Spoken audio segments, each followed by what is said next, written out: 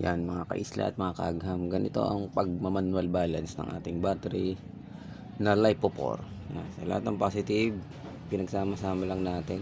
Yan, kakadugtong lang. Ito negative, tsaka ito yung positive side niya.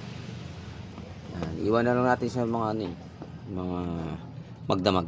So magdamag ko na tong na manual balance. Yan. So magkakaparehas ng charge nito. So titingnan natin kung magkakaparehas na. Yan.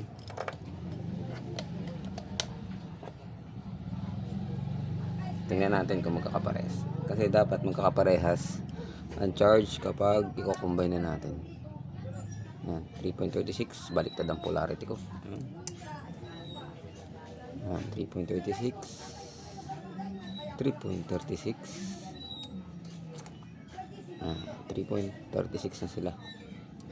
Tapos lahat. So, pwede na yung pag-combine, pagsamahin. Okay, ayusin na natin. Build up na natin.